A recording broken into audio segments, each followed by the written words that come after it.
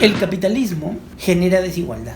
¿Cómo podrían los estados generar riqueza y cómo la tenemos que repartir? Los países que tienen los mejores sistemas de protección social, que contrapesan la desigualdad que genera de forma intrínseca el capitalismo, son aquellos que tienen mejor presión tributaria. ¿Qué es la presión tributaria? Es el total de los impuestos que los estados nacionales recolectan como porcentaje de la riqueza o del Producto Bruto Interno, que es lo mismo en esencia. Francia, por ejemplo, tiene más de 48% de presión tributaria, lo que significa que tienen una gran capacidad de repartir la riqueza generada por los capitalistas a través de impuestos para financiar su estado del bienestar. En España, cualquier persona que gane 700.000 euros paga más o menos 46% de impuesto a la renta como porcentaje de sus ingresos de todo el año. En el Perú, el peruano más rico no paga más de 30%. Y en ese sentido, en Perú estamos bastante lejos de los estándares más adecuados de los países de ingreso medio como nosotros. El Perú ocupa el puesto 82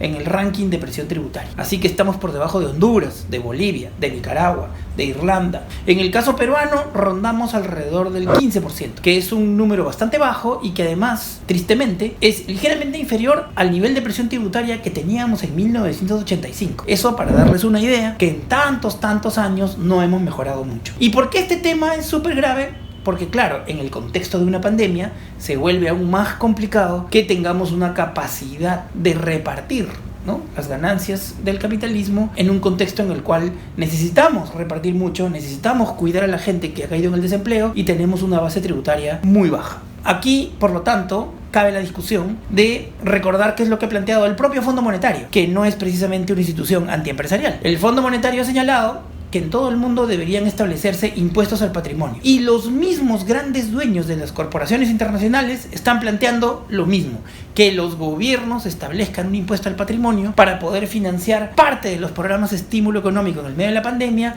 con recursos que provengan de las grandes fortunas. Es decir, un impuesto para que los más ricos, los dueños de las grandes corporaciones, hagan una contribución excepcional para financiar parte del costo de la crisis. Es previsible en el Perú que muchas de estas empresas que están recibiendo este estímulo fiscal importante no paguen mucha renta este año y el próximo, y si no pagan impuestos importantes, ¿qué es lo que va a ocurrir? Que el grueso del pago del plan de estímulo fiscal lo van a pagar los consumidores y los trabajadores, y eso no es justo. Por eso es que en el Perú necesitamos establecer un impuesto al patrimonio o un impuesto a las grandes fortunas que fluctúe entre 0.5% y 2% del valor de esos patrimonios o inmobiliarios o líquidos. Y a partir de $100 millones, las grandes fortunas deberían estar sujetas a la tasa más alta, que sería de 2%. Pero también necesitamos afectar las fortunas personales a través de la renta personal. Así que hay que tomar medidas para hacer justicia tributaria. Este es el momento de hacerlo y hay que hacerlo siguiendo las pautas de lo que hacen los países en donde las cosas funcionan mejor. La experiencia internacional nos da una senda clara, ahora el Congreso tiene que tomar las decisiones.